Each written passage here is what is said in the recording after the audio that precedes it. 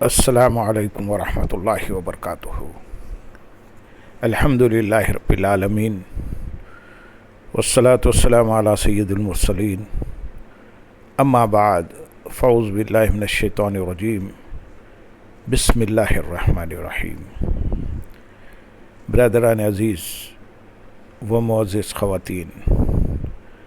آج کی اس نشست میں سورۃ البقرہ کی آیت نمبر 3 کا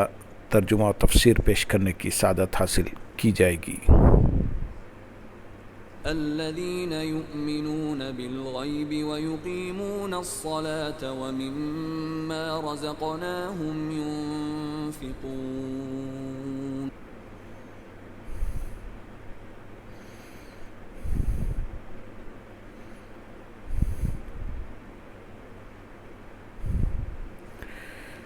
وہ لوگ جو بغیر دیکھے ایمان لاتے ہیں اور نماز قائم کرتے ہیں اور ہمارے دیے ہوئے رزق میں سے کچھ ہماری راہ میں خرچ کرتے ہیں۔ الذین یؤمنون بالغیب، وہ لوگ جو بغیر دیکھے ایمان لاتے ہیں۔ یہاں سے لے کر المفلحون تک کی 3 آیات مخلص مومنین کے بارے میں ظاہر ہیں، جو ظاہری اور باطنی دونوں طرح سے ایمان والے ہیں۔ اس کے بعد 2 آیتیں ان لوگوں کے بارے میں ہیں جو ظاہری اور باطنی دونوں طرح سے کافر ہیں، اور اس کے بعد 13 آیتیں منافقین کے بارے میں ہیں جو کہ باطن میں کافر ہیں اور اپنے آپ کو مسلمان ظاہر کرتے ہیں۔ آیت کے اس حصے میں متقی لوگوں کا ایک وصف بیان کیا گیا ہے کہ وہ لوگ بغیر دیکھے ایمان لاتے ہیں، یعنی وہ ان تمام چیزوں پر ایمان لاتے ہیں جو ان کی نگاہوں سے پوشیدہ ہیں، اور نبی کریم صلی اللہ علیہ وسلم نے ان کے بارے میں خبر دی ہے، جیسا مرنے کے بعد دوبارہ زندہ کیا جانا، قیامت کا قائم ہونا، اعمال کا حساب ہونا اور جنت و جہنم وغیرہ۔ ایک قول یہ بھی ہے کہ یہاں غیب سے قلب یعنی دل مراد ہے۔ اس صورت میں آیت کے معنی یہ ہوں گے کہ وہ دل سے ایمان لاتے ہیں۔ اس آیت میں ایمان اور غیب کا ذکر ہوا ہے، اس لیے ان سے متعلق چند اہم باتیں یاد رکھیں۔ نمبر 1، ایمان اسے کہتے ہیں کہ بندہ سچے دل سے ان سب باتوں کی تصدیق کرے جو ضروریات دین میں داخل ہیں، اور کسی ایک ضرورت دینی کے انکار کو کفر کہتے ہیں۔ نمبر 2، عمل ایمان میں داخل نہیں ہوتے، اسی لیے قرآن پاک میں ایمان کے ساتھ عمل کا جداگانہ ذکر کیا جاتا ہے، جیسے اس آیت میں بھی ایمان کے بعد نماز و صدقے کا ذکر علیحدہ طور پر کیا گیا ہے۔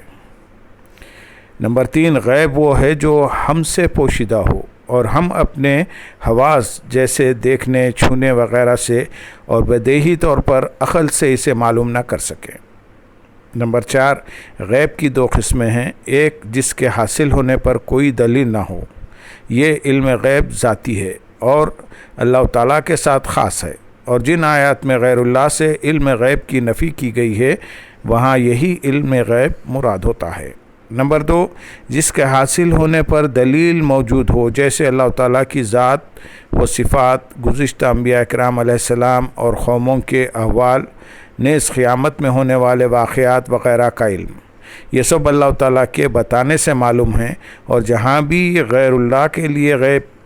کی معلومات کا ثبوت ہے وہاں اللہ تعالیٰ کے بتانے ہی سے ہوتا ہے۔ نمبر 5، اللہ تعالیٰ کے بتائے بغیر کسی کے لیے ایک ذرے کا علم غیب ماننا قطعی کفر ہے۔ نمبر 6، اللہ تعالیٰ اپنے مقرب بندوں جیسے انبیاء اکرام علیہ السلام اور اولیاء اعظام رحمۃ اللہ علیہم پر غیب کے دروازے کھولتا ہے، جیسا کہ خود قرآن و حدیث میں ہے۔ اس موضوع پر مزید کلام سورہ آل عمران کی آیت نمبر 179 کی تفسیر میں مذکور ہے۔ آیت کے اگلے حصے میں ارشاد ہے وَيَقِيمُونَ الصَّلَاةَ اور نماز قائم کرتے ہیں۔ آیت کے اس حصے میں متقی لوگوں کا دوسرا وصف بیان کیا گیا کہ وہ نماز قائم کرتے ہیں۔ نماز قائم کرنے سے مراد یہ ہے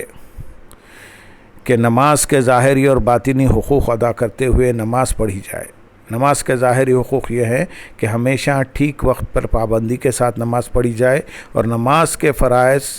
سنن اور مستحبات کا خیال رکھا جائے اور تمام مفسدات و مکروہات سے بچا جائے، جبکہ باطنی حقوق یہ ہیں کہ آدمی دل کو غیر اللہ کے خیال سے فارغ کر کے ظاہر و باطن کے ساتھ بارگاہ حق میں متوجہ ہو اور بارگاہ الہی میں عرض و نیاز و مناجات میں مہو ہو جائے۔ قرآن مجید اور احادیث میں نماز کے حقوق کی ادائیگی کے ساتھ نماز پڑھنے والوں کے فضائل بیان کیے گئے ہیں اور نہ پڑھنے والوں کی مذمت بیان کی گئی ہے۔ چنانچہ سورۃ المومنون آیت نمبر 1 اور 2 میں بے شک اللہ تعالیٰ ارشاد فرماتے ہیں، بے شک وہ ایمان والے کامیاب ہو گئے جو اپنی نماز میں خشوع و خضوع کرنے والے ہیں۔ اس صورت میں ایمان والوں کے مزید اوصاف بیان کرنے کے بعد ان کا ایک وصف یہ بیان فرمایا سورۃ المومنون آیت نمبر 9 میں، اور وہ جو اپنی نمازوں کی حفاظت کرتے ہیں۔ اور ان اوصاف کے حامل ایمان والوں کے بارے میں سورۃ المومنون آیت نمبر 10 اور 11 میں ارشاد فرمایا، یہی لوگ وارث ہے، یہ فردوس کی میراث پائیں گے، وہ اس میں ہمیشہ رہیں گے۔ نماز میں سستی کرنے والوں اور نمازیں ضائع کرنے والوں کے بارے میں سورۃ النساء آیت نمبر 142 میں اللہ تعالیٰ ارشاد فرماتے ہیں، بے شک منافق لوگ اپنے گمان میں اللہ کو فریب دینا چاہتے ہیں اور وہی انہیں غافل کر کے مارے گا، اور جب نماز کے لیے کھڑے ہوتے ہیں تو بڑے سست ہو کر لوگوں کے سامنے ریاکاری کرتے ہوئے کھڑے ہوتے ہیں اور اللہ کو بہت تھوڑا یاد کرتے ہیں۔ سورۃ مریم آیت نمبر 59 اور 60 میں ارشاد باری تعالیٰ ہے، تو ان کے بعد وہ نالائق لوگ ان کی جگہ آئے جنہوں نے نمازوں کو ضائع کیا اور اپنی خواہشوں کی پیروی کی، تو عنقریب وہ جہنم کی خوفناک وادی غی سے جا ملیں گے، مگر جنہوں نے توبہ کی اور ایمان لائے اور نیک کام کیے تو یہ لوگ جنت میں داخل ہوں گے اور ان پر کوئی زیادتی نہیں کی جائے گی۔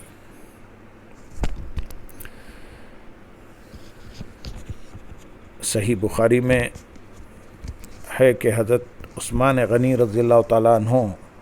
فرماتے ہیں، سرکار دو عالم صلی اللہ علیہ وسلم نے ارشاد فرمایا، جس نے میرے اس وضو کی طرح وضو کیا پھر اس طرح 2 رکعت نماز پڑھی کہ ان میں خیالات نہ آنے دے تو اس کے پچھلے تمام گناہ بخش دیے جائیں گے۔ صحیح مسلم میں اس حدیث کو روایت کیا ہے کہ حضرت عقبہ بن عامر رضی اللہ تعالیٰ عنہ سے روایت ہے، سید المرسلین صلی اللہ علیہ وسلم نے ارشاد فرمایا، جو بھی مسلمان اچھے طریقے سے وضو کرتا ہے پھر کھڑے ہو کر اس طرح 2 رکعت نماز پڑھتا ہے کہ اپنے دل اور چہرے سے متوجہ ہو کر یہ 2 رکعتیں ادا کرتا ہے تو اس کے لیے جنت واجب ہو جاتی ہے۔ مسند احمد میں روایت کیا گیا ہے کہ حضرت عبداللہ بن عمر رضی اللہ تعالیٰ عنہ سے روایت ہے، حضور پرنور صلی اللہ علیہ وسلم نے ارشاد فرمایا، جس نے نماز پر مداومت کی تو قیامت کے دن وہ نماز اس کے لیے نور، برہان اور نجات ہوگی، اور جس نے نماز کی محافظت نہ کی تو اس کے لیے نہ نور ہے، نہ برہان، نہ نجات، اور وہ قیامت کے دن قارون، فرعون، حامان اور ابی بن خوف کے ساتھ ہوگا۔ حضرت ابو سعید خدری رضی اللہ تعالیٰ عنہ سے روایت ہے، حضور اقدس صلی اللہ علیہ وسلم نے ارشاد فرمایا، جس نے جان بوجھ کر نماز چھوڑی تو جہنم کے اس دروازے پر اس کا نام لکھ دیا جاتا ہے جس سے وہ داخل ہوگا۔ آیت کے اگلے حصے میں ارشاد ہے، وَمِمَّا رَزَقْنَاهُمْ يُنْفِقُونَ، اور ہمارے دیے ہوئے رزق میں سے کچھ ہماری راہ میں خرچ کرتے ہیں۔ آیت کے اس حصے میں متقی لوگوں کا تیسرا وصف بیان کیا گیا کہ وہ اللہ تعالیٰ کے دیے ہوئے رزق میں کچھ اللہ تعالیٰ کی راہ میں خرچ کرتے ہیں۔ راہ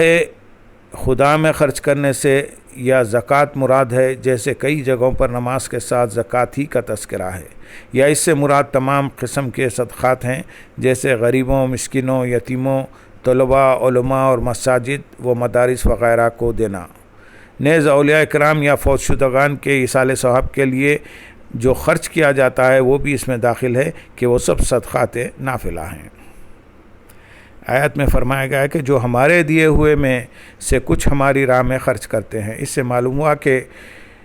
اللہ کی راہ میں مال خرچ کرنے میں ایسا نہیں ہونا چاہیے کہ اتنا زیادہ مال خرچ دیا جائے کہ خرچ کرنے کے بعد آدمی پچھتائے، اور نہ ہی خرچ کرنے میں کنجوسی سے کام لیا جائے، بلکہ اس میں اعتدال ہونا چاہیے۔ اس چیز کی تعلیم دیتے ہوئے ایک اور مقام پر یعنی سورہ بنی اسرائیل آیت نمبر 29 میں ارشاد فرماتے ہیں، اور اپنا ہاتھ اپنی گردن سے بندھا ہوا نہ رکھو اور نہ پورا کھول دو کہ پھر ملامت میں حسرت میں بیٹھے رہ جاؤ۔ اور کامل ایمان والوں کا وصف بیان کرتے ہوئے سورۃ فرقان آیت نمبر 67 میں ارشاد ہے، اور وہ لوگ کہ جب خرچ کرتے ہیں تو نہ حد سے بڑھتے ہیں اور نہ تنگی کرتے ہیں، اور ان دونوں کے درمیان اعتدال سے رہتے ہیں۔ اللہم صلی علی سیدنا محمد وعلی آل سیدنا محمد وبارک وسلم، وآخر دعوانا ان الحمدللہ رب العالمین، سبحان ربک رب العزت عما یصفون وسلام علی المرسلین والحمدللہ رب العالمین۔ السلام علیکم ورحمۃ اللہ وبرکاتہ۔